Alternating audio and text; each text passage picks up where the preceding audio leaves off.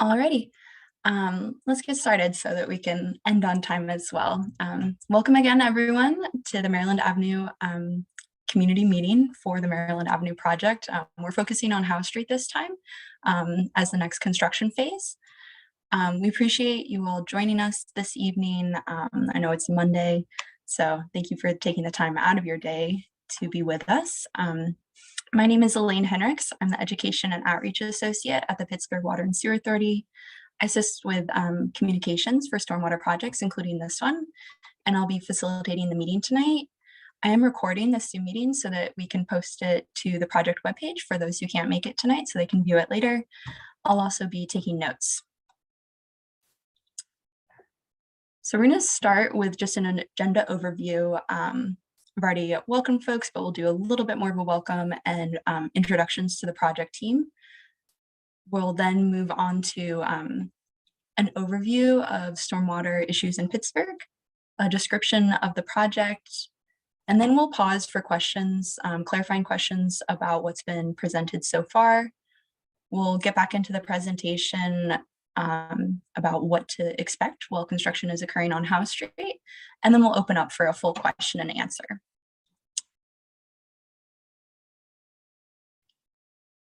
During the presentation, we'll be muting all the microphones for folks who aren't presenting, just so that we can hear the audio clearly.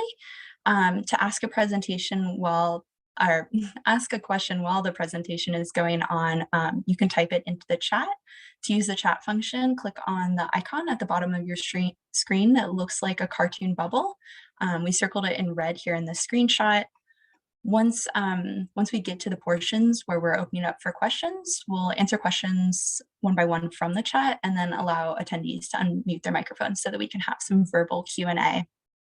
If you're joining by phone, you can also unmute at that time by pressing *6.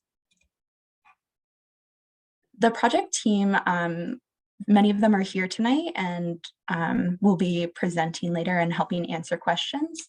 From the Pittsburgh Water and Sewer Authority, the construction project manager here tonight is Marco Scully, and the design project manager is Ryan Quinn. I'm Elaine Henricks, the Education and Outreach Associate. Our project designer was Buchart Horn Inc. The project manager, Ron Zagraki, is also here tonight. The construction firm that is doing the on-the-ground construction is Frank J. Zatola Construction. The construction manager is TJ Johnson, and the assistant construction manager is Ryan Huber. The construction management firm is Answer Advisory. The project manager is Brian Martucci, and the other project manager is Nick Armstrong, also here tonight. And the construction inspector is Nick Droz. I'm now going to hand it over to Ryan Quinn to take care of the rest of the presentation until we get to Marco. Thanks, Elaine, for the introduction, and thanks everyone for making time this evening.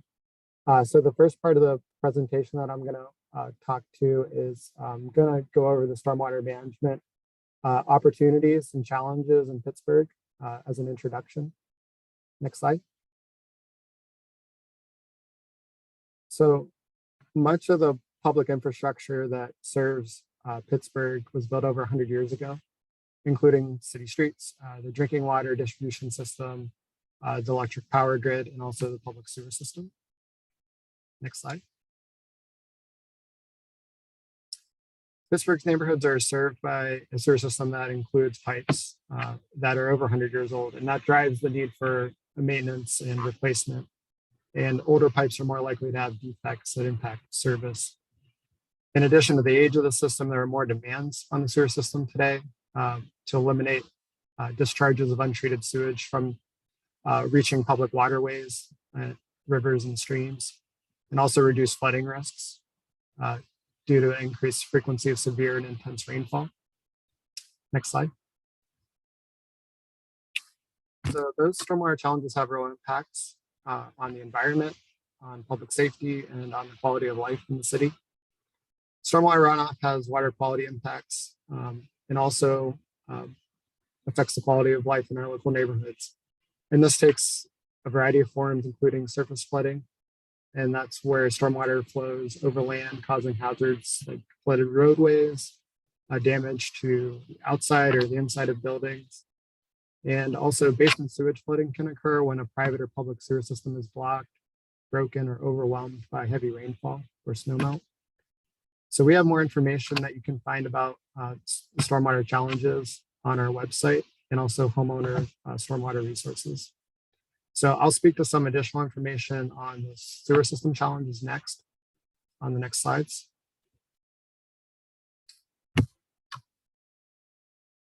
So this is an image or a graphic of a combined sewer system. 75% of the city is served by a public combined sewer system, and that includes Shadyside and much of the east end of Pittsburgh. So this part of the system is the oldest in age, and it was originally built over 80 years ago.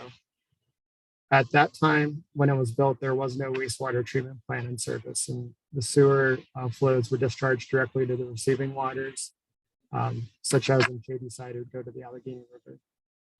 Today, there is a regional wastewater treatment plant and collection system, and that's operated and owned by the Allegheny County Sanitary Authority, or ALCASAN.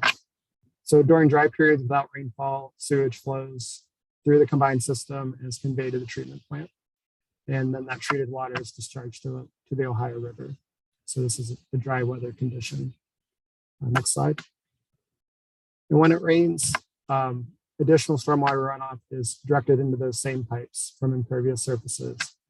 And that includes the roof of buildings, sidewalks, streets, any hard surface. And as little as 1/10 of an inch of rain can generate enough stormwater runoff to overwhelm the combined sewer system and cause those pipes that are meant to convey flow to ALCASAN to overflow and then direct flows back to the Allegheny River untreated. That mix of untreated sewage and stormwater degrades water quality and recreational use of the rivers. PWS and ALCASAN are required through state and federal environmental regulations to reduce and eliminate overflows. Next slide. So PWSA is implementing strategies to improve the performance of the combined sewer system, and that includes installation of stormwater infrastructure. This picture is an example project called the Center and Heron Project in the Hill District.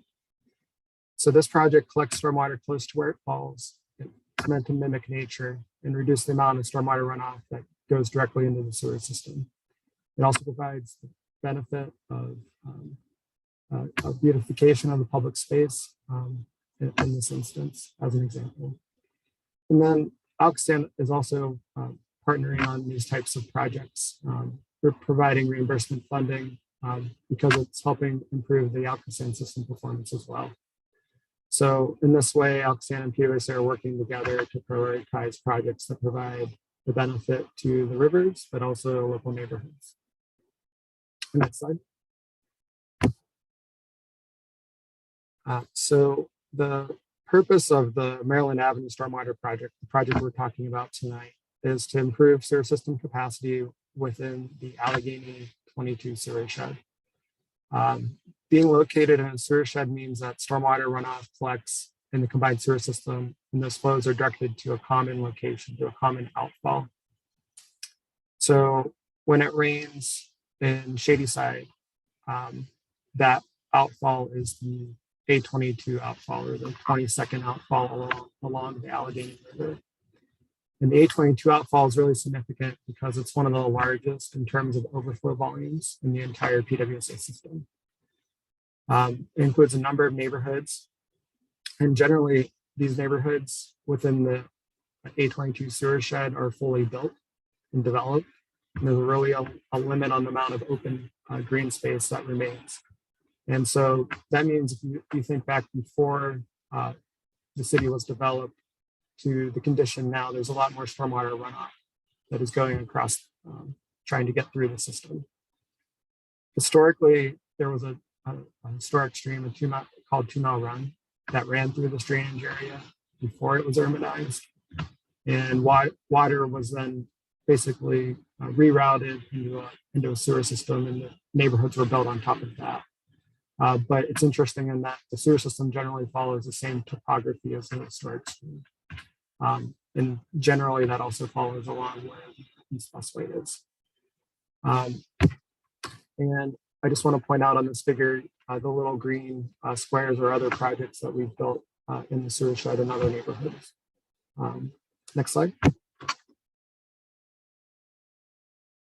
So it's interesting, this project has a very specific history. So the Maryland Avenue project was identified following a severe thunderstorm that was very localized to the East End in August 2014. And there were at least 14 homes that received basement flooding because of how much water was overwhelming the sewer system. At that time, PwC initiated a community survey. Planning work began to identify solutions.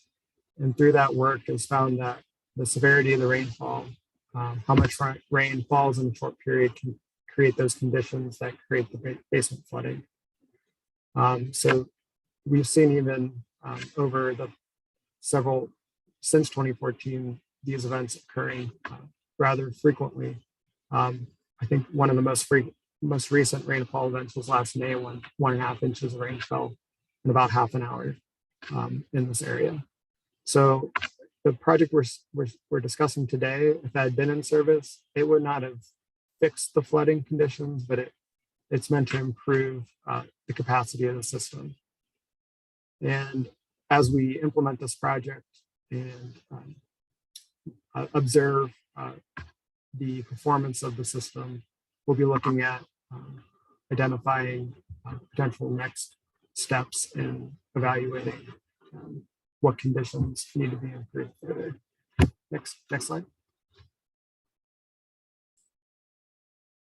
So this is all part of a trend. It's not just Shadyside that's getting more and more rainfall. According to historic rainfall in Allegheny County, this is data starting in the 1950s. The frequency of the intense rainfall events have been steadily increasing over the decades. And this chart summarizes that information.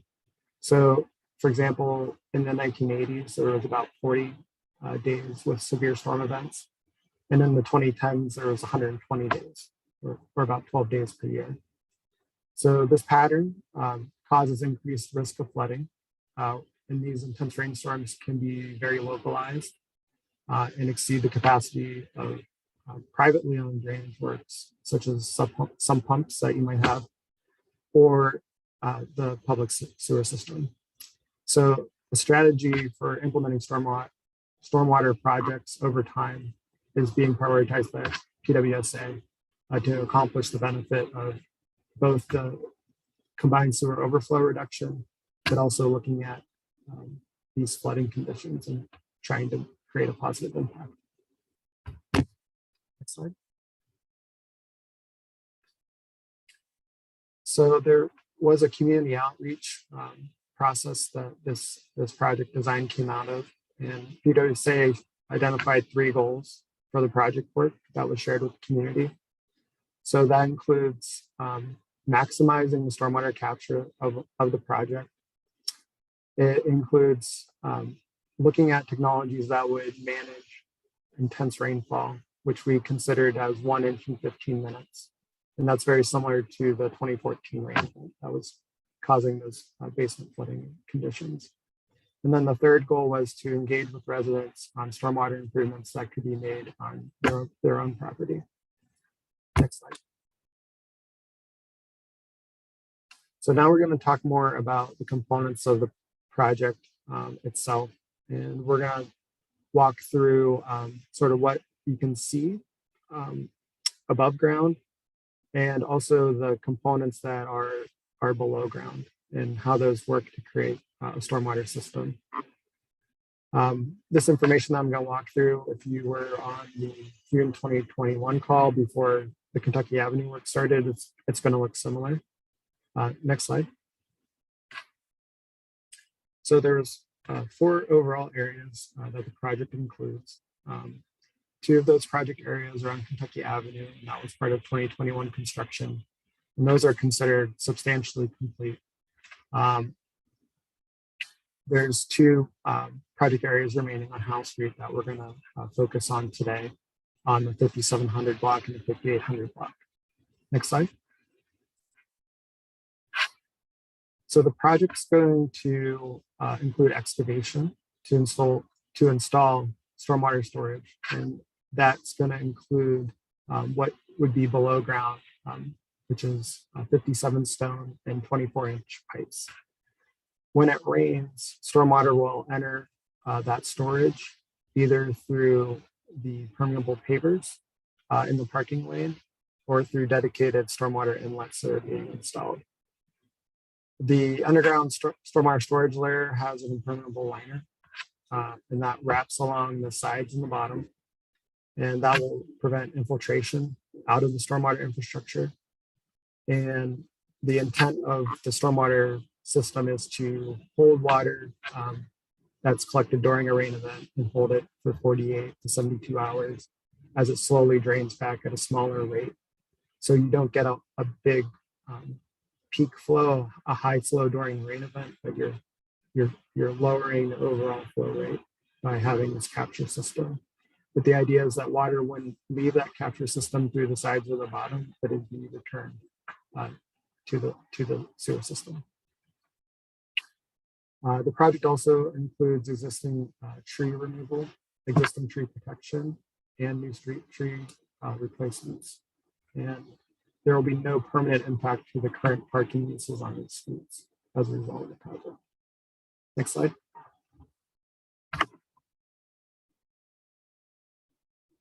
So I'm posting these photos as examples. This is all from our work on Kentucky Avenue last year. As I mentioned, this work on Kentucky Avenue is substantially complete. And this is illustrating some of the components that I was talking about on the previous slide. So the picture on the left is illustrating what is being installed below ground. So you can kind of make out a couple of larger pipes and then a stone backfill around it. You can also see what looks like a black tarp. That's the liner being installed as well on the left picture. And then the center picture is the installation of the pavers, which you might have noticed. And the picture on the right is sort of the finished look of the pavers. We're going to walk through a group of slides next that's going to talk about the two project areas that are remaining. In the slides, we're going to walk through the above ground and the below ground, and we'll also discuss the street tree plan for the work that's to occur in 2022. Next slide. So this first slide is for the 5700 block of Powell Street. It's also referred as Powell Street West. So this figure has a legend, if you look at on the right, upper right. So you can see where the permeable pavers will be installed. Generally, that's from the intersection with Maryland Avenue West to about mid-block. You can also see that there's new sidewalk replacements as part of this work. The sidewalk is shown as a lighter brown color. I did want to point out that the final extent of the sidewalk is subject to change. It's also dependent on final direction and acceptance from city staff. So all of the restoration of the sidewalk in the street will meet the city standards. And also want to note that the PWSA project team, the construction inspection team, has collected pre-construction photos and video on Powell Street to document existing conditions. And then finally on this slide, I just want to point out the street tree plan. This is something we have posted on our website too. PWSA has coordinated with city forestry since the very beginning of design. And we're coordinating through construction as well. And the intent is to protect as many mature trees, healthy mature trees throughout the project area. In limited cases, there are trees being replaced.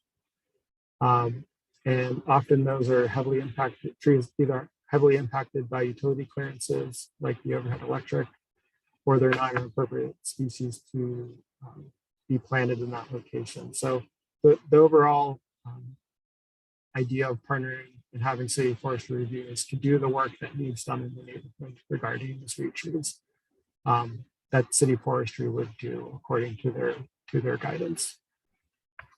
And as I mentioned, PWSA is committed to preserving as many healthy mature trees as possible. And so we'll have a certified arborist working to inspect all the work and to ensure that the protection of the existing trees and the planting of the new street trees follows all of our city requirements. In total, there's going to be, for the whole project, on both streets total, 13 street trees removed, 19 new street trees will be planted, and 5 existing mature trees will be protected. Next slide.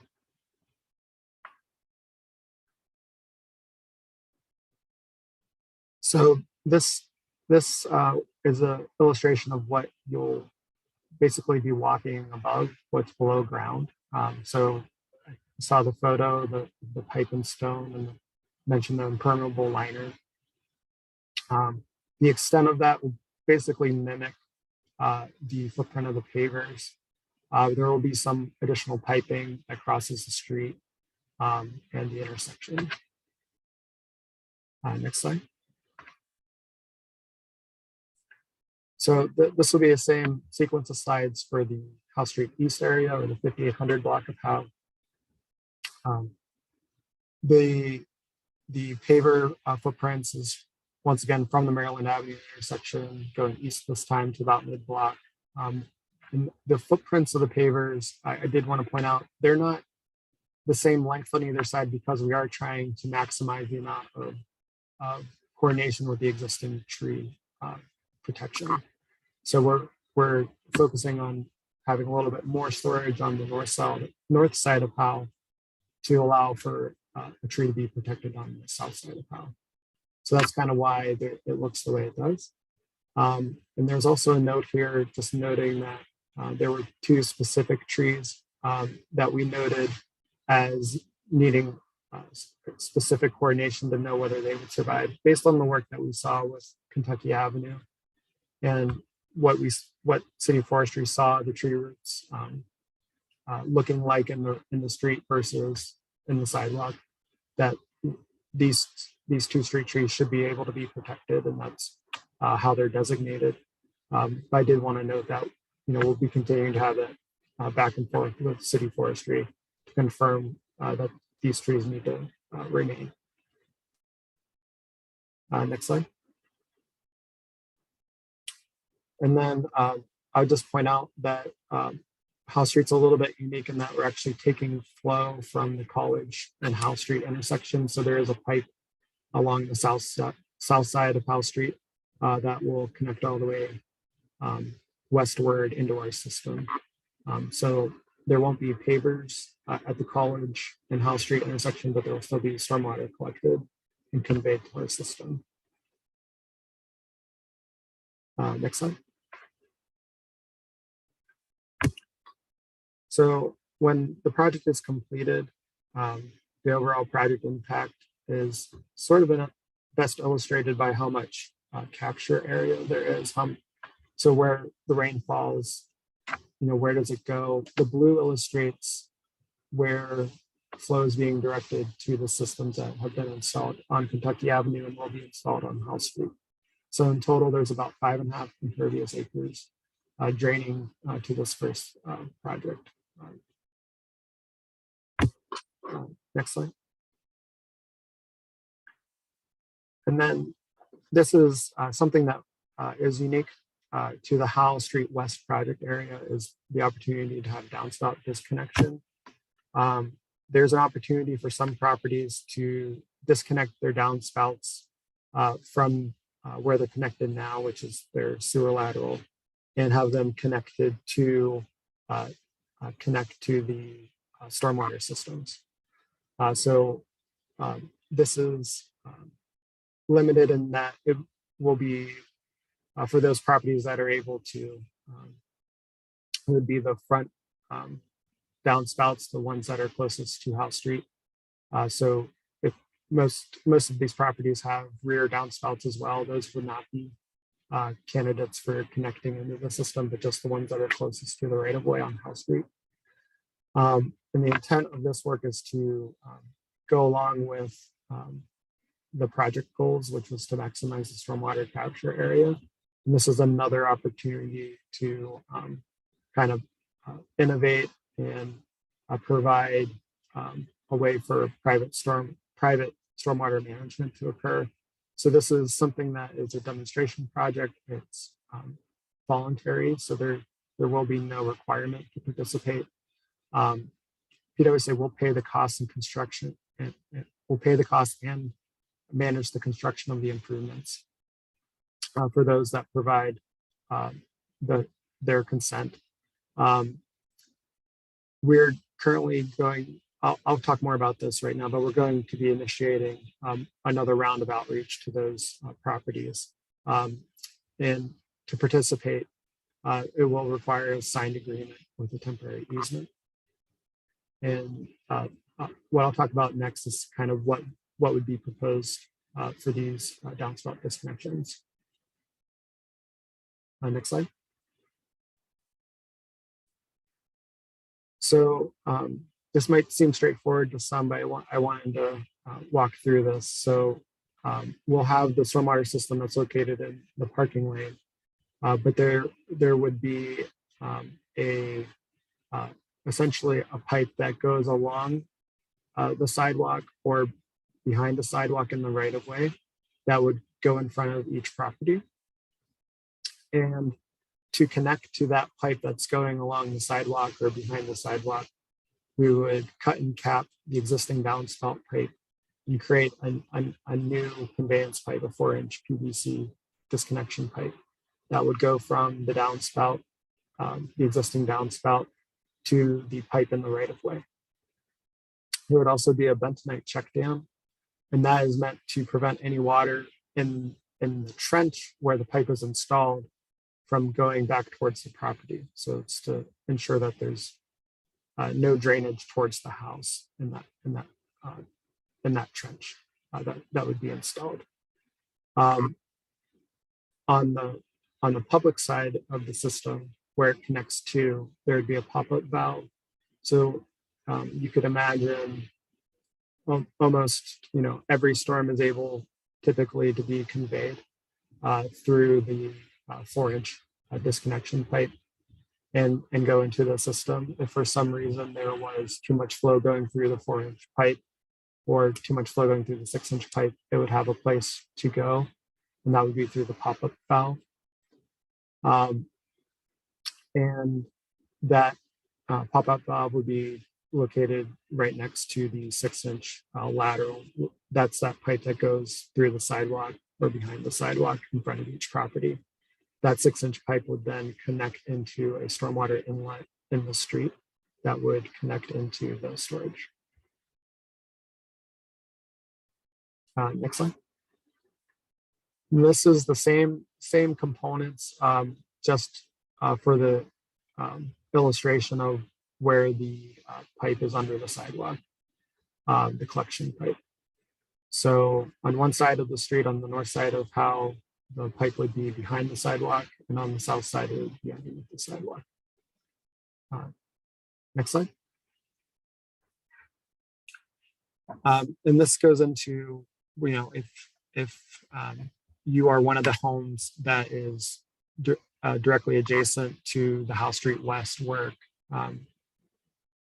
16 properties are on that list, and we're coordinating a mailing right now to send out to residents that will include a consent form and temporary easement. And when that material is received, you can contact PwC, myself, and Elaine with any questions, including questions about the forms themselves. I'm also anticipating that it would be useful in some cases to schedule an on-site meeting so that we can review any concerns or questions about your specific property. Next slide. So that was a walkthrough of every kind of component of the project work. And we also discussed the stormwater challenges that the project's meant to meet. So I thought right here would be a good time to pause for questions on those two topics. And then going forward, we're going to have an opportunity to discuss the construction impacts and construction schedule next. So if you have questions about that, that information is still coming.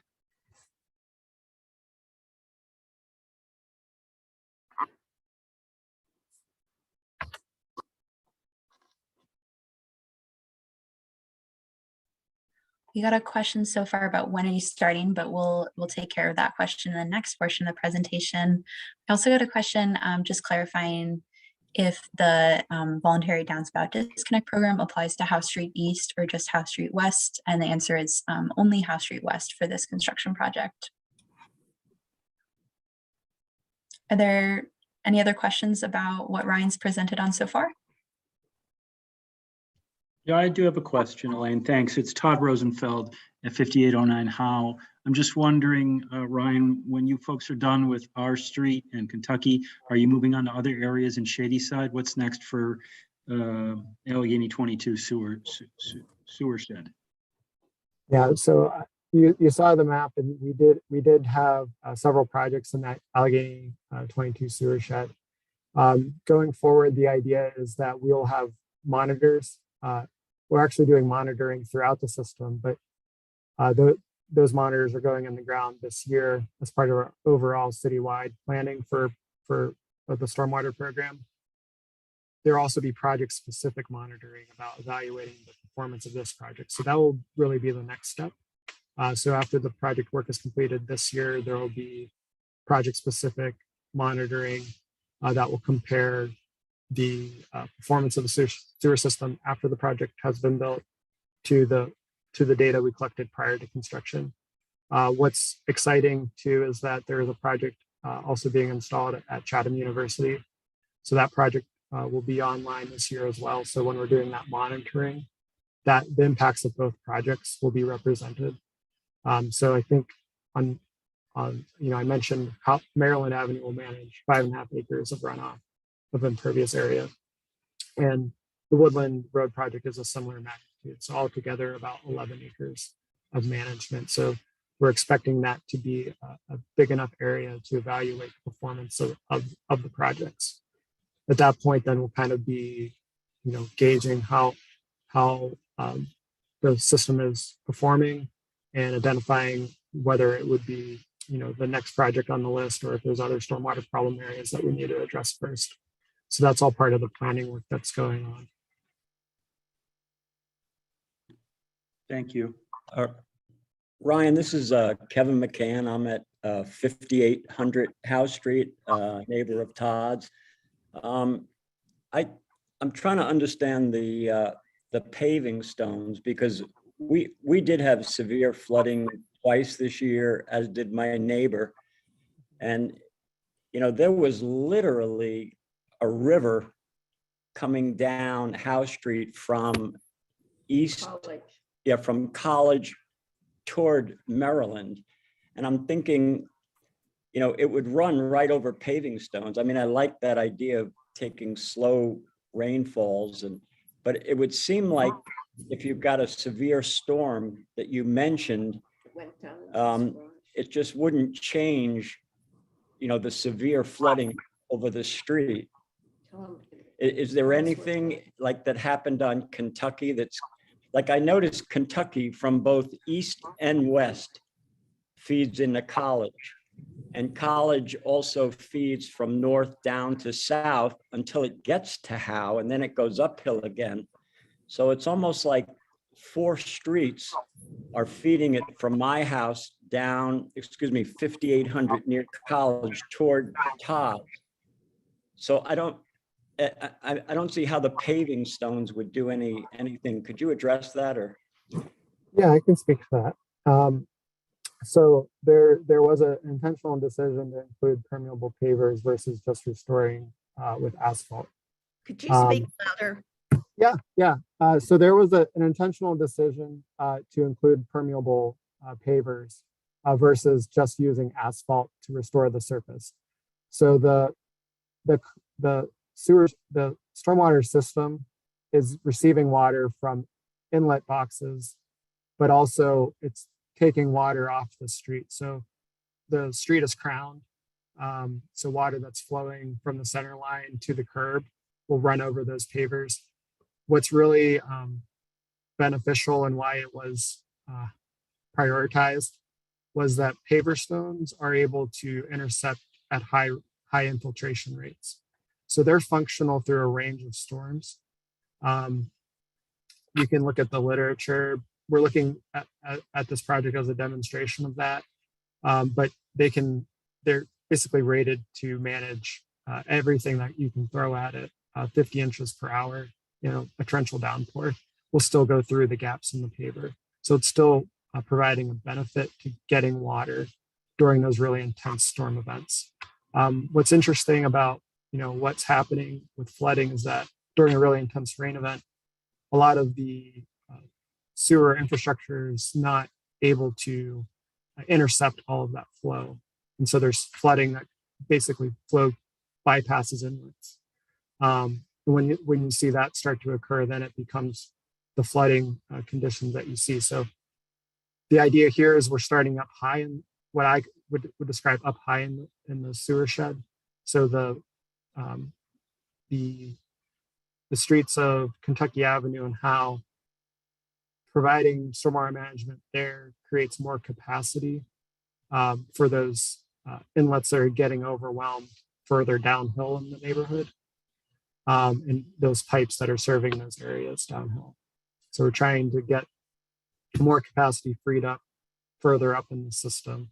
So that's the same thing with why Chatham University partnership was highlighted, because we're keeping water from entering the system up high, which improves the capacity of every pipe downstream, and including the inlets as well, because you start having flows bypass inlets on Fifth Avenue and then start going into the neighborhood.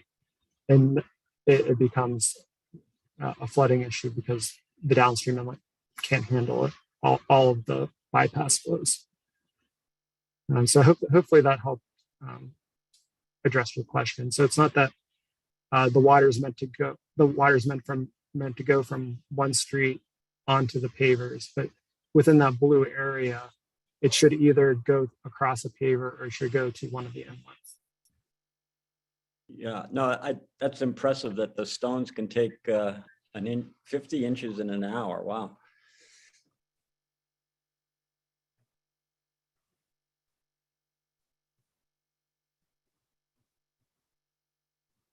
Yeah, I did want to clarify that. I mean, the system itself isn't designed for a 50-inch storm event.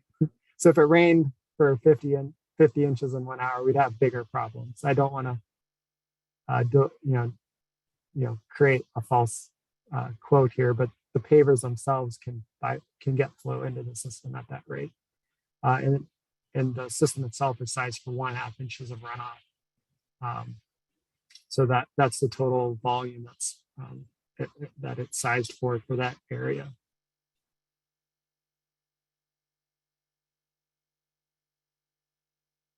This is Todd Rosenfeld again. So referring to the river of water that Kevin mentioned flows down from College towards my house at the corner of Maryland. Are you saying, Ryan, that we won't be seeing that river again, that water will all be taken up through the pavers and those extreme events won't be because it does when it flows, it as anyone who's been down the street will tell you, it flows out of the curb onto the sidewalk and then into the front yards of everybody. So I'm just wondering right. if what you're saying your intent is to alleviate that, right? Yeah, unfortunately, I cannot claim that this project will solve flooding, or there's always going to be a storm event that could occur that would overwhelm the project or the sewer system in a way that makes that flooding occur. So this is meant to be one step forward to improve that. And like I said, we'll be looking at monitoring to kind of demonstrate the cost effectiveness of this. That's really why we started prioritizing these projects, because we knew that we could provide multiple benefits. This was an opportunity to evaluate that. But the system, it would not, basically my job is to try to educate, and I've had to do that since the planning stage of, there's always a chance of a larger storm that could create that flooding. Got that, thank you. Who in your team would be available to us after you've, like, let's just say we're Kentucky and you've built the thing and you've moved on, who in your team is who is accessible to us for us to communicate with regarding what happens, you know, in the future in relation to what we're seeing on the ground? Right. No, I feel like as we go in through the project and we go into that, you know, after project, and we want to keep that line of communication. So I'm thinking in the future, it'd be really interesting for us to have, when we have our evaluation done, to be able to have another community meeting to discuss that. But generally, I mean, anytime that there's a stormwater issue, you know, there's going to be opportunities to report that. And I think that's some of the education that PwC has been doing in the big picture of, you know, what are the challenges. We're doing our work to evaluate the level of service that the sewer system provides. But we know that we need more information about where the stormwater problem areas are. So that definitely was part of the development of this project. But as we go forward, it'd be great to continue having that input to get more information about existing problems. So I would say that's definitely a good idea to continue to share that information. I feel like there's some regular channels of communication that go beyond this project. There's the PwC customer service. There's 311. City Council is also very communicative with us. So those are all ways to track those issues. Elaine, you might also want to share your thoughts on that as far as how residents communicate on stormwater.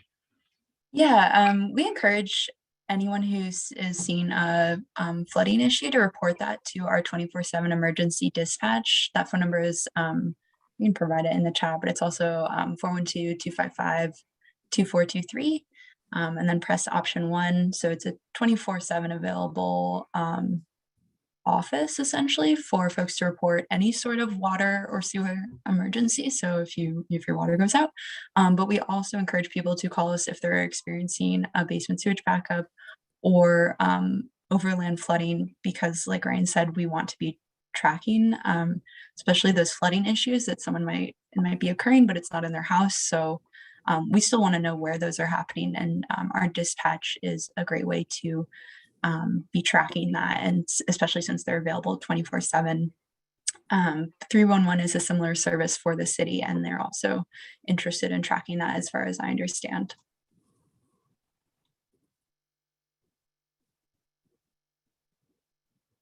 Thank you.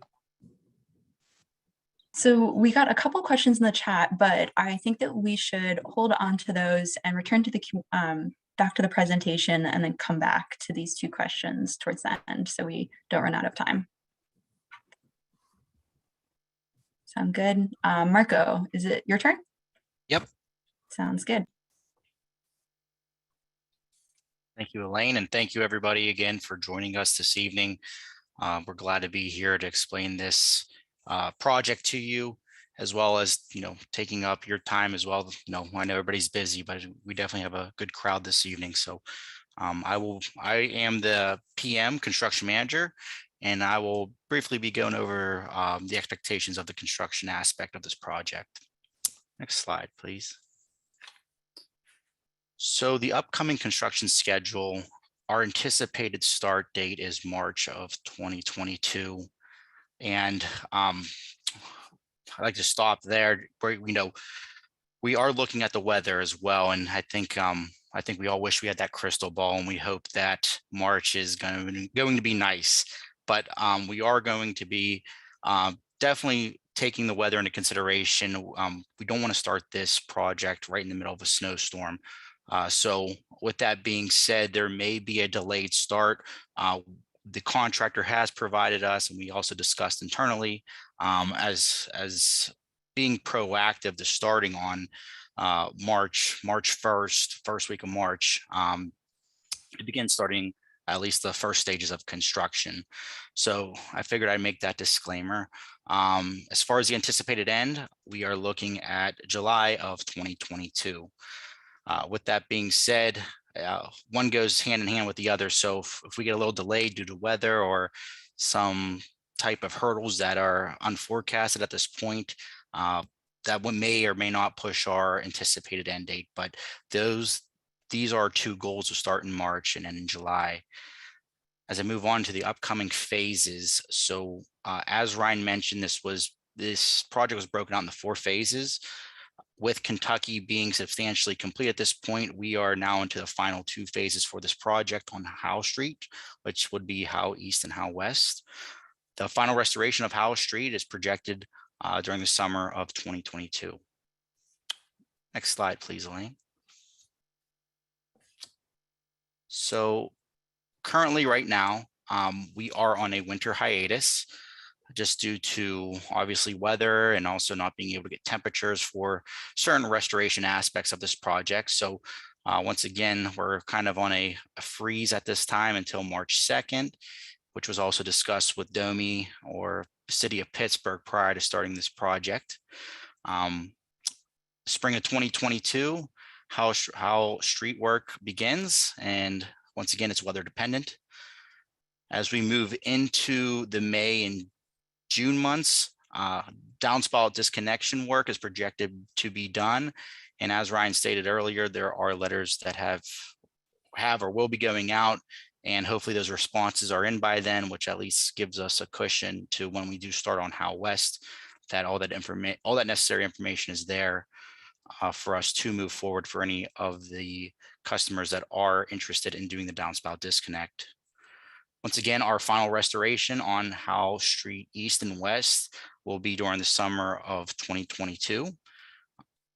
In addition, just to shed some light on the tree planting, we are consistently working with City Forestry in regards to the planting or ideal planting phases or times, I should say, of the tree planting. And the reason for calling Kentucky East substantially complete is they're just remaining the trees, in which we kind of ran out of time during the 2021 construction season to plant them. So if anybody is joining us from Kentucky East or West, we are coordinating to get those trees planted during the preferred times this year during 2022. And then lastly, as I mentioned earlier, schedule could change due to weather, unforeseen site conditions, and other factors causing delays. Sometimes you just don't know. Once you start digging, with my construction experience, it's sometimes it goes smooth. Sometimes it's a little bit of a headache, but it's the nature of the beast. So I figured I'd also mention that again in regards to the schedule. Next slide, please. So here our construction process steps. So construction is expected to begin on Powell Street East. Just for clarification, that'll be between College Street and Maryland Avenue. Powell Street West between Maryland Avenue and South Nagley Avenue is expected to be the final phase of construction. So total crews will be working through each phase, installing rock storage materials, check dams, PVC liner, under drain, pipe, constructing new concrete sidewalks and curbs as needed in some locations, and also as well as performing downspout disconnections on a portion of Powell West. Work will take place in the public right of way, such as the streets and sidewalks. Stormwater improvements will reduce runoff entering into the combined sewer. I'd also like to shed some light on this. There will be flaggers. Zatola will be having flaggers as needed in respect to any of the pedestrian traffic as well as vehicle traffic for the residents on the road. So I know I just want to shed some light. We do have an inspector out there at all times, as well as obviously the foreman for Zatola. They will accommodate it, whether if you may be in a delivery that day, that's important. I know there's some residents that may have had some moving going on. They will be able to accommodate, and the communication in regards to coordination efforts with the residents seem to be a pretty pretty good and ran pretty smoothly. So any questions in regards to that, I figured I shared that information from what we learned on Kentucky Street, which went fairly smooth. Moving into the timing of the phasing, each phase will take approximately 6 to 8 weeks to complete each phase. Utility coordination. So if there's a chance of relocating utility poles, gas line valves, water line valves, hydrants, this is all as needed. So any efforts prior to have been designed to take account for any utility coordination. Moving into the tree replacements. So as stated, trees will be planted as part of the final restoration at a time that promotes tree health for House Street and Kentucky Avenue. And then lastly, the final restoration of House Street will take place during the 2022 construction season. Next slide. So with that being said, Zatola's work schedule will be Monday through Friday. They will be doing either 8 to 10 hour days. I also wanted to state that Saturdays are a possible if they do get rained out or there tends to be some type of slippage in the schedule. They are aware to be working Saturdays, and I guess making the residents know that they may be working Saturdays. So if you hear any noise, that would be them. Usually typical work hours are 7 a.m. to 5 p.m. In addition to that, in regards to the traffic signs and detours will be posted. In addition, as stated earlier, the flaggers on site, there will be flaggers on site during I want to say the majority of the construction work that will be on there. Once again, they'll be out there on a as needed basis, but figure I want to say at least for 80% of the project. We will not, or at least the toll will not close the streets during morning and afternoon commutes. So just another tidbit of information. In addition, moving on to the parking, signs for 48 hours. Signs will be posted 48 hours in advance, posted in areas where active construction work is taking place. And once stated earlier, minimal, close to very, very minimal parking loss, if any, when the project is complete. So obviously there will be, I should even take that out there. There'll be no parking losses. As stated earlier in the presentation, and looking at Kentucky Avenue East and West, that's a prime example of at least a final product that will be on House Street. Next slide. Alrighty, thanks, Marco. Just to give you all a sense of the construction related communications that we'll be putting out for you all to keep you updated as time goes on. First and foremost is construction updates posted to the project webpage every other week. That project webpage is pgh2o.com/Maryland-Avenue or Maryland Ave. We have multiple ways to get there, and I'll also post that on the chat. That just gives essentially some bullet points on where we expect construction to be taking place those 2 weeks and what will be constructed, so that you can check that out if you want to know more about what's going on. We also have project yard signs available for anyone who wants them. A resident on House Street kindly hosted a sign last year during the Kentucky Avenue phase, and in addition, Third Presbyterian Church and Kentucky Avenue School also still has a yard sign up. So I have replacements available for both of those to provide some updated contact information. And we also wanted to let folks know during this community meeting that if you're interested in hosting a yard sign about the project to inform your neighbors who maybe didn't make it to this meeting, I'm very happy to coordinate with you to get you that yard sign and set it up for you and all that good stuff. But also no worries if not. It's really a thing where there's just only so much space, and we wanted to try and get some information out there without taking up too much space in the right of way. So that's kind of the overview of construction communications. I don't know, if you do have questions, you can always reach out to me. My phone number and email are there, and I can also put those in the chat. You can also, if you have construction related questions, you can reach out to Marco or Nick, whose email addresses are also here. And as Marco said, if you have questions on site related to like daily coordination or access issues that are kind of urgent, or you're moving and you need some access, you can also reach out to the on-site construction inspector and foreman at that time. And at that, we will open up for full questions. Again, I have those questions from the chat already, so I think we should start with those since those were queued up. The first one is, how is this being financed? What is the impact on our PWSA statements? Yeah, Elaine, I can help answer that. I think this is a great opportunity for me to mention Alcosan's Grow Grant program that's mentioned right here on this final screen. So the project is being funded through the PWSA capital program. And that itself is funded through ratepayers. Alcosan is also contributing to the project. So because of that multiple benefit aspect of the project, Alcosan is contributing about 1/3 of the project cost, or the 1/3 of the construction cost of this project. So that, I think that answers the how is this being financed. And then what is the impact on PWSA statements? I think what that speaks to is a good opportunity to mention the stormwater utility fee. And I believe there's information on our website where you can learn more about that. Going forward, the stormwater program will be meeting its regulatory requirements and prioritizing these types of projects through revenue that's collected through the stormwater utility fee.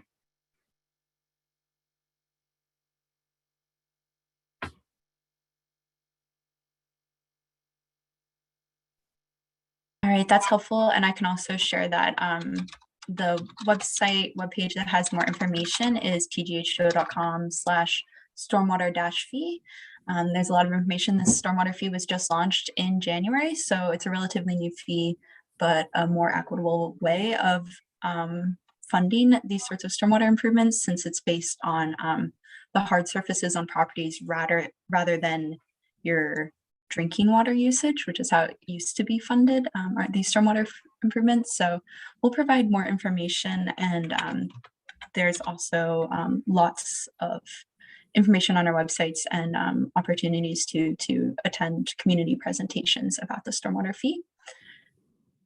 So the next question, wondering about downstream from Howe, on the Maryland project website, I saw that the Holden and Maryland intersection was used as an example of how stormwater overflows. When do we expect to get to this intersection? Right. So I think that figure is from a presentation that we, a community presentation that we shared during design a few times to talk about basement backups in the neighborhood. And so the PWSA sewer system has a couple intersections where we've modeled the performance of the sewer system during these intense rainfall events and identified the flooding conditions that occur at those key intersections. The Maryland Holden intersection is one of those key intersections where sewer surcharging occurs during those really intense rainfall events. And one of the aspects of the community presentation where we showed that figure was, as more green infrastructure is implemented in the neighborhood, you get to free up some of that capacity and reduce the levels of flow in that at that intersection. So you're reducing the flood risks at those key locations. So that's just kind of an insight on to how the project was designed, looking at those key locations downstream, saying that if you do these stormwater projects upstream from those locations, you can improve the flooding condition. So it's not that we have to build infrastructure right at that intersection, it's the benefit that that intersection gets from the upstream projects.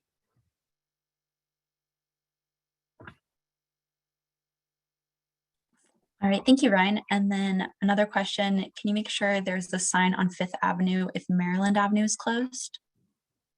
Yeah, Elaine, I could take that, and that would be no problem. We can make sure that the contractor does have a sign out there on 5th. So yes, that is no problem there.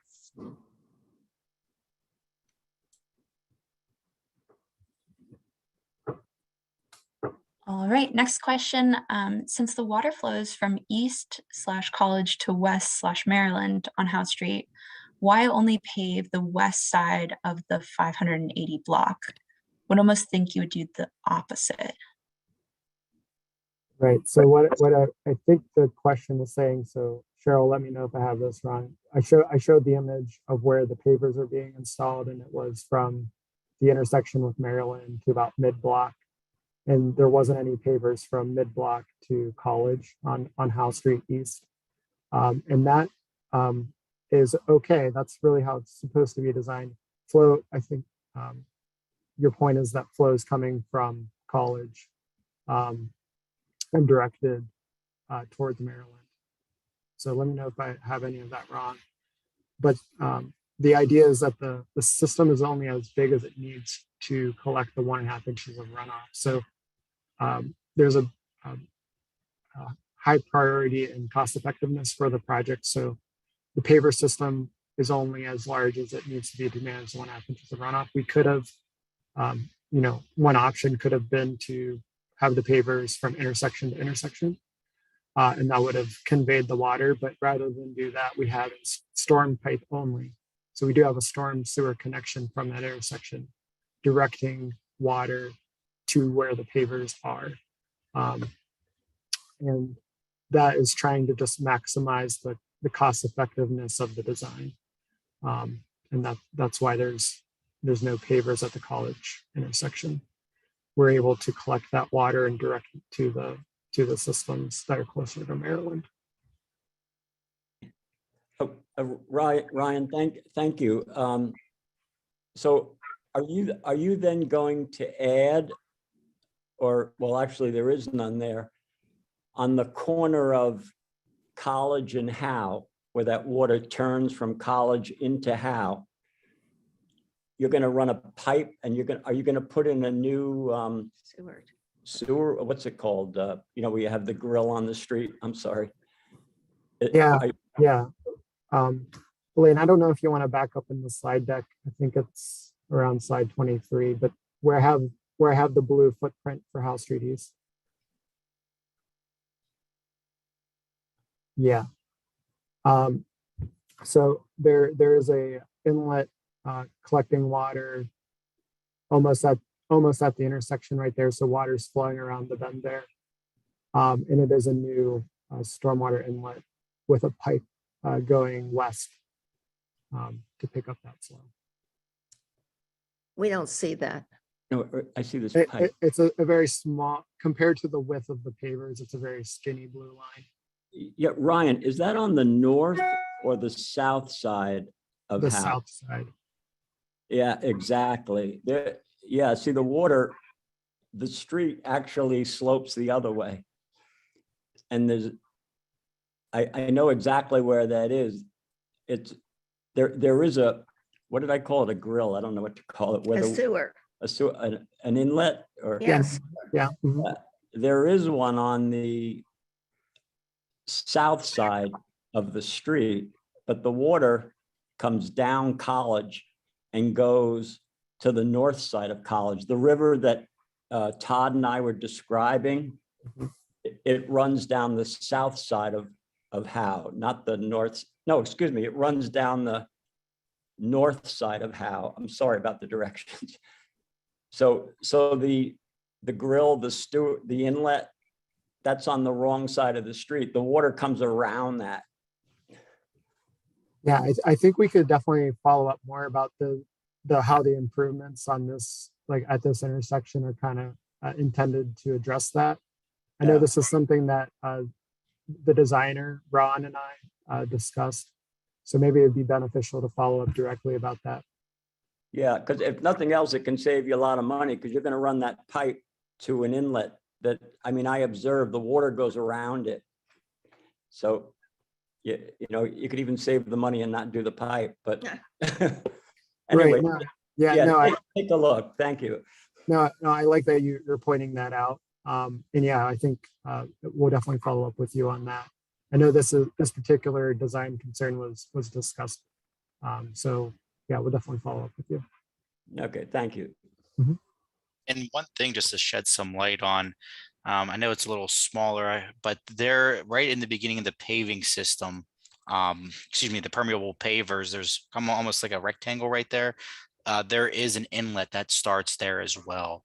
So I figured at least kind of just to make a note of that as well, while we had this slide up, this slide up.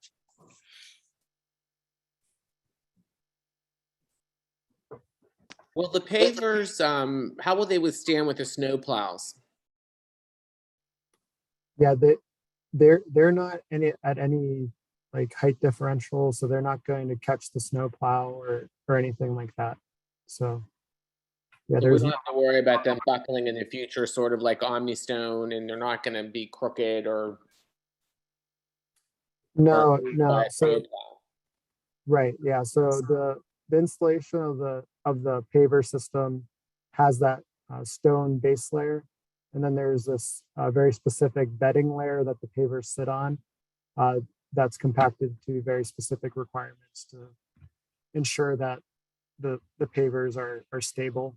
So that's definitely something we'll be keeping an eye on if that's not happening, but that is the way they're constructed.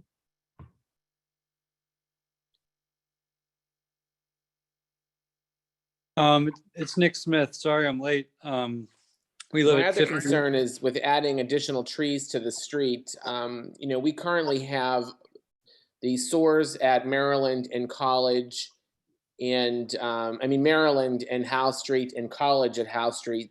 There's always leaves and debris every time we have a storm that just gather there, and we have to then call to have somebody come and clean that up, or else we go out there and do it ourselves. So I'm a little concerned about adding additional trees and leaves, that are currently clogging the storm system, the storm systems, and causing more havoc. That's an understandable viewpoint. I'm sympathetic to that. I understand that the maintenance of the inlets is very important. I do know that we do have like a priority list for these stormwater problem areas for maintenance, and that this project area in this area of the neighborhood in general is basically a priority for more frequent cleaning. Not to say that it maybe is always going to be clear, but yeah, I think that's a good point. It's something that we've tried to address through increased frequency and maintenance. Thank you. Mhm.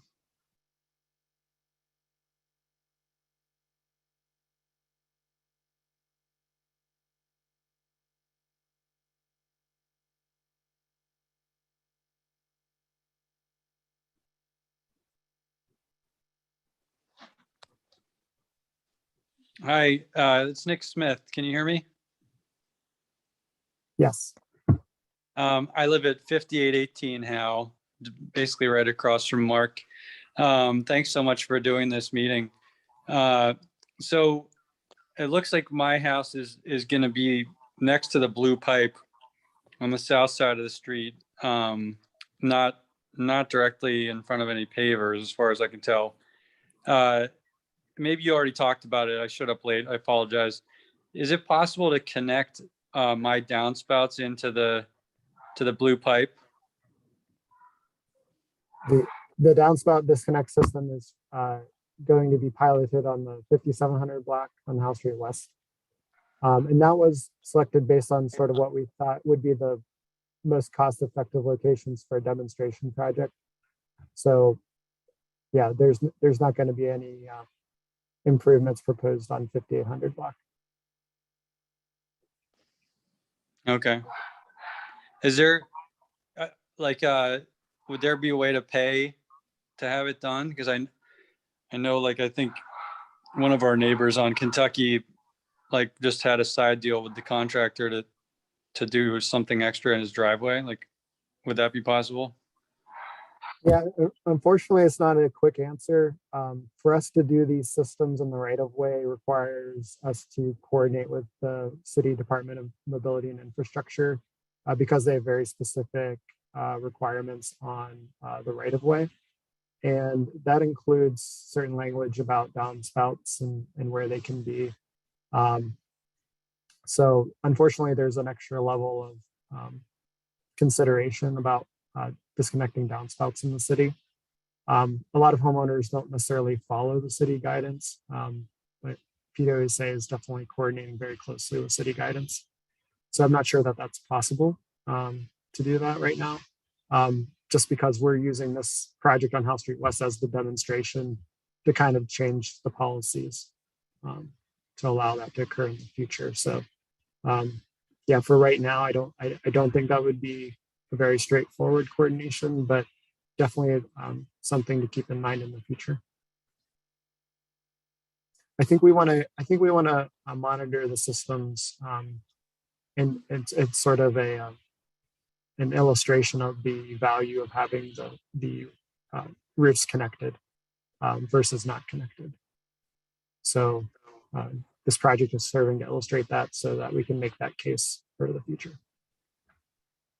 Okay, thanks. So we have some questions from the chat. I think we should try to answer before we do more verbal questions, if that's all right.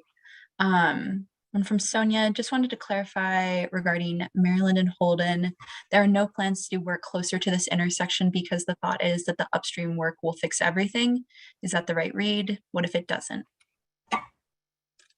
Yeah, I try to be very clear in that we're not solving flooding in the neighborhood. This is one of the first steps to implementing a solution that gets to addressing some of these intense rain events that have occurred in the past, like the August 31st, 2014 event, which was about 1 inch in 15 minutes. So that was included in our evaluation and strategy, but this one project is not big enough to create that level of service for that August 31st event. And there's always a chance of a larger event, more intense rainfall occurring. So I kind of want to be very clear about this project isn't meant to solve flooding, but it's meant to improve the conditions and improve the performance of the sewer system, 365 days a year. But there's still a chance that a larger rain event would cause flooding in the future. And we understand that this project isn't the final answer to creating a level of service to meet flooding events that have occurred in the past. So hopefully that wasn't too wordy. I just want to be very clear that yes, it's meant to improve the conditions at Maryland and Holden and at those key locations where flooding has occurred, but it's not meant to solve it. And it's all part of evaluating how cost effective these solutions are. So doing a project is very important to illustrate that.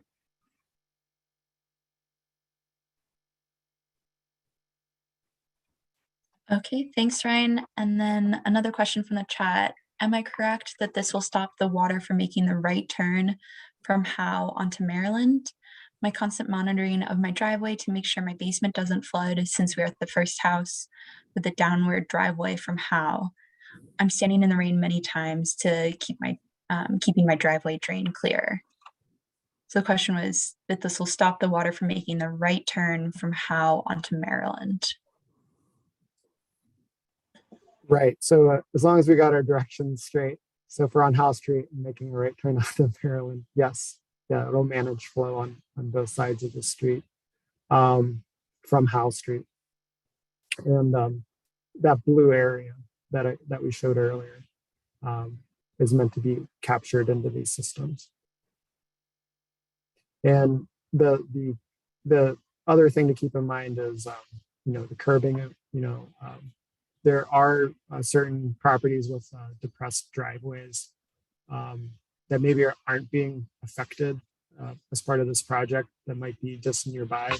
Those locations are sometimes vulnerable to, during these intense rain events from getting runoff from the street.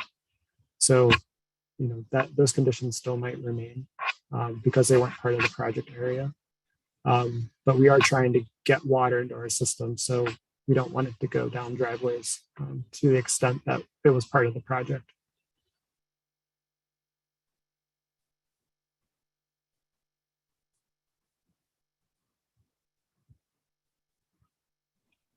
Okay, I think that was the last two questions in the chat. Oh, wait, did we get Cheryl's question? Yes, okay, we did. Anyone else have questions? We have about 13 minutes left. Nick, did you have another question, or was that your hand raised from before? No, thanks. That was it.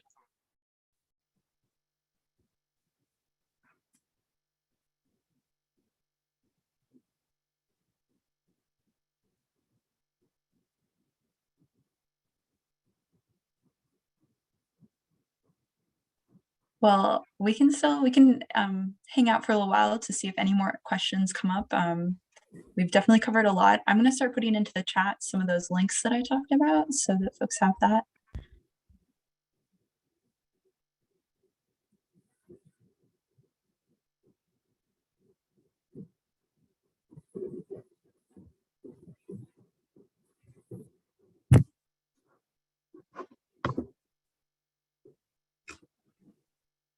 Ryan, this is Kevin. This really wouldn't affect this project. It's just a question of curiosity. I grew up on Long Island, and we had these things called sumps. And I know you have that problem down on Washington Boulevard. Did you ever just think of digging a hole, a sump there like they have on Long Island, and letting the water collect? Good question. Yeah, yeah. Thanks for asking that question. I think I can answer that. I'm currently working with representatives with the Army Corps. We do have a design project with the Army Corps along Washington Boulevard that is looking at creating improvements to Highland Park along Washington Boulevard. That is kind of creating those depressed areas that you're talking about. It's a very interesting and very challenging location. And yeah, the risks to public safety are definitely kind of at the top of the priorities for that design. We're also coordinating with PennDOT too, because what we're seeing is that even if you create those areas for stormwater to go into, there's still a risk of roadway flooding. So, this is still, being evaluated as far as what design solutions are appropriate, but it's definitely a really challenging issue. And we're definitely looking at those types of strategies. So yeah, stay tuned on that. I know it's unfortunately been a while coming. This has been an issue, I think, going back decades and decades. And so there is work occurring and a lot of coordination between the stakeholder agencies to move projects forward in that area. It will definitely be something that'll go into PWSA's planning work and evaluating which stormwater problem areas are going to be prioritized for projects first. So we're definitely including that in the list of concerns, in the our list of areas. Yeah. Is there anything that we could do as individuals? I'm wondering if we had like rain barrels, that would slow, I'm thinking in a surge that would slow down.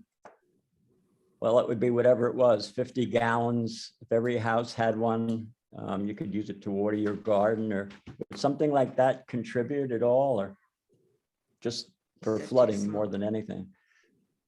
Yeah, I wouldn't discourage homeowners from looking at ways to harvest rainwater. The projects that we're building are kind of on a different scale. And what we tend to see with rain barrel programs is that there isn't enough concentrated impact. There's not enough homeowners in one area that are using rain barrels to get a really measurable project out of it. So it's one of the challenges. But for those individuals that are finding that it works on their property, I think it is, a good practice, and it helps,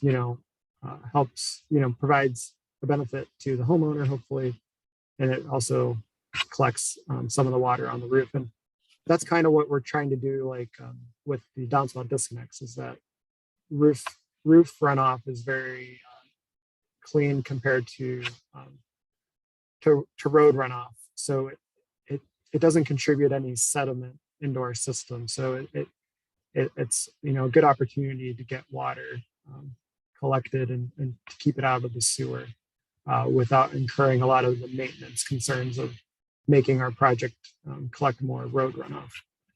So roof runoff is definitely a good opportunity to collect stormwater. And if it can be used on site, that's great. But yeah, and generally, PWSA is kind of looking at larger projects to try to get something that we can measure the difference in the sewer system. No, thank you. Thank you, Ryan. We got 2 more questions in the chat that I'd like to get answers to before our time runs out. Just to clarify, I'm sorry, this is the question 1 or comment. Just to clarify, the water runs to the Maryland and Holden intersection from Ellsworth too. I understand that this issue is not explicitly part of this project, but we hope that the monitoring of this project includes monitoring of flooding on the rest of Maryland to evaluate the effectiveness and potential for future projects. Yeah, well said. Yeah, our monitoring program pre-construction during the planning phase included a very wide area of the neighborhood so that we could improve our stormwater model. So yeah, it will definitely be included in going forward. And we're actually building out our understanding of these issues in the neighborhood with additional monitoring that's going on in kind of adjacent areas. So more to come on that, but we do have a flow monitoring program that's being developed for this year. That'll give us more information about where in the system there's more risk of flooding.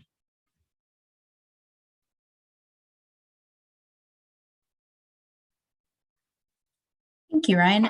And then second question was, how effective have these stormwater storage systems been so far in Shadyside?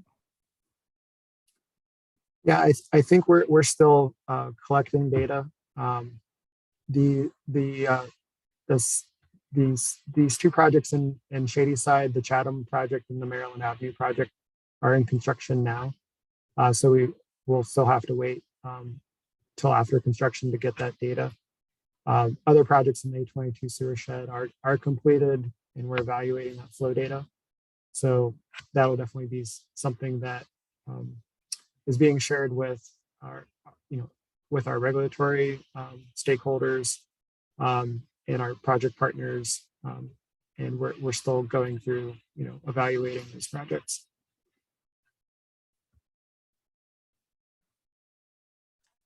Thank you, Ryan. Anyone else have any questions that they want to bring up to us now?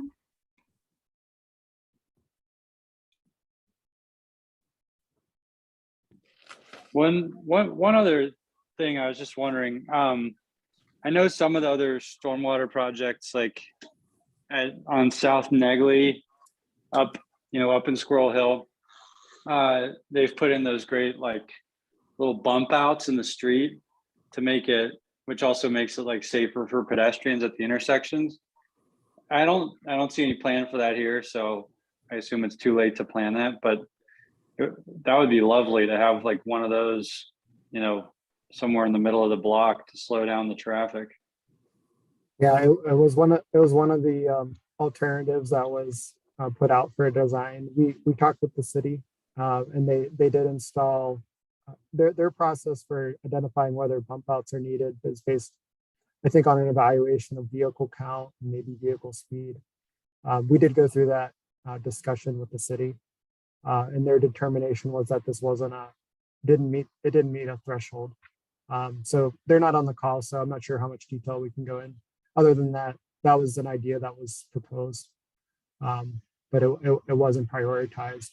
And unfortunately, PWSA is kind of restricted on what it can spend money on.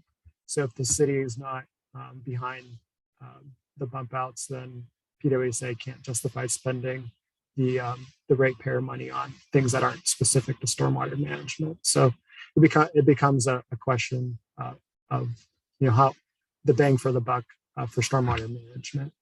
And we do want to have these multiple benefits, but the city is helping to inform like what is needed to as well. So yeah, I see, I definitely see sort of the vision of that, but unfortunately, the data didn't support that.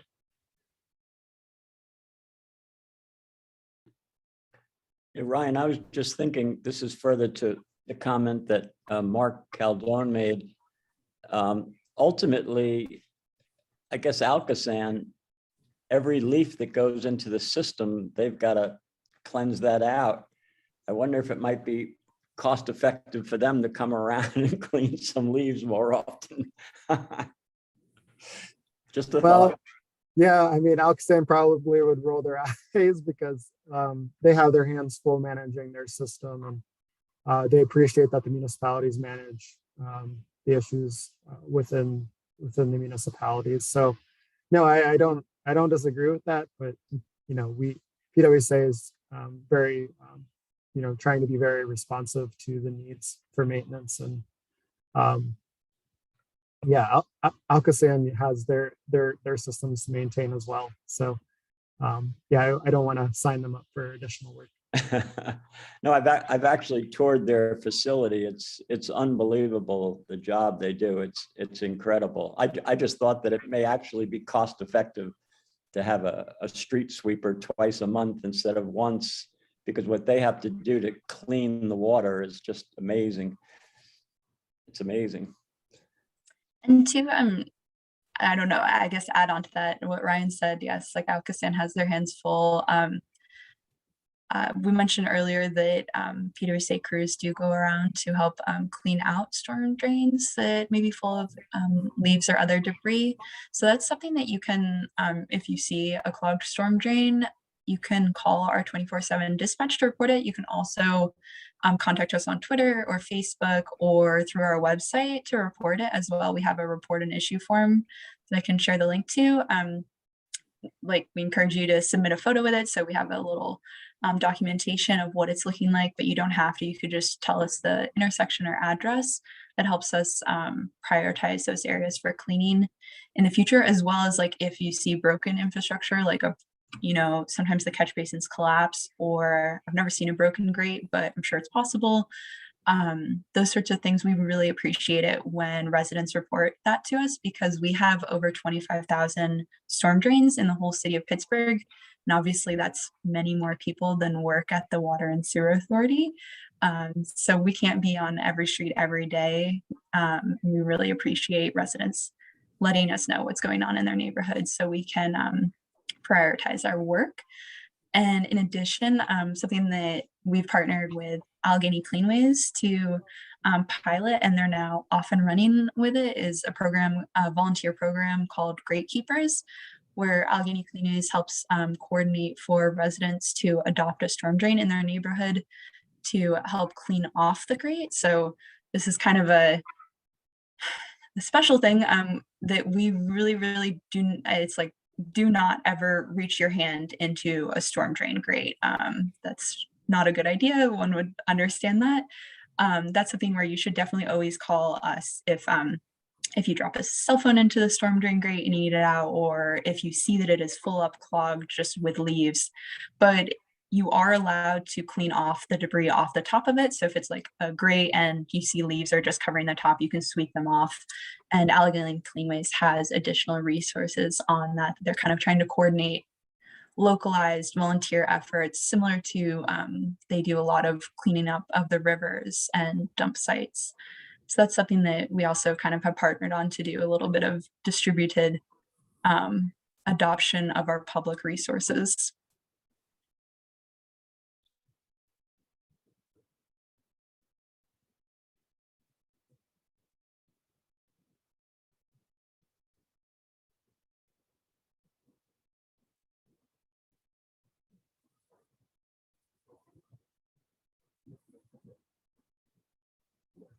And Ron just also added, our project designer also added a note that this project includes screens to catch leaves and other debris in the new inlets to prevent those sorts of things from getting into the underground storage systems. So that's an added feature to help manage this sort of leaf debris. Well, we're at 8. I'm gonna quickly share some links in the chat so folks can access them if they want. And otherwise, I think we can wrap up for the evening. Thank you all so much for joining us and for asking really good questions. And we'll be seeing you out there this spring.